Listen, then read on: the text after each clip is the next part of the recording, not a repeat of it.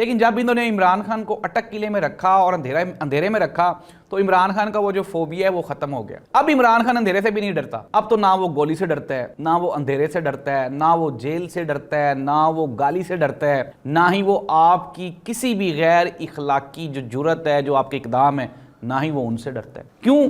क्योंकि अब वो सिर्फ और सिर्फ अल्लाह से डरता है। जब इंसान मोमिन हो जाता है ना तो फिर उसके अंदर से कुछ चीज़ें जन्म लेती हैं। और इमरान खान इस वक्त औलिया, पैगंबरों और इसके अलावा जो कामयाब तरीन लोग हैं तारीख में उनको पढ़ रहे हैं। और इमरान खान ये जानता है कि हमेशा रजिस्ट करने वाला, ठहरने वाला, हक पे डट जाने वाला वही तारीख में याद रखा जाता है। इमरान खान बिल्कुल तंदुरुस्त है और इमरान खान की सेहत और इमरान खान की ज़िंदगी के बारे में जितने भी र्यूमर्स जो कि भारतीय टीवी चैनल्स पे फैलाए जा रहे हैं वो सब झूठ है, बिल्कुल भी इसमें कोई हकीकत नहीं है। लेकिन अब चूंकि 18 दिन से मुलाकात नहीं हो सकी फैमिली के साथ, ना ही वुकला के साथ, तो पाकिस्तानियों को किस तरह से यकीन आएगा कि अंदर इमरान खान वाकई है भी कि नहीं है, तंदुरुस्त है भी कि नहीं है। इसलिए हुकूमत को ये फौरी तौर पे चाहिए कि वो इमरान खान की फैमिली और सुहेल अफरीदी के साथ इमरान खान की मुलाकात करवाएं, चीज़ों को आगे लेके चलें। मियां नवाज शरीफ साहब कल 3 साल के बाद जब अपेयर हुए टीवी चैनल पे, तो बजाय इसके कि कोई बड़ा कारनामा सर अंजाम देते, मुल्क को आगे लेके जाने की बात करते,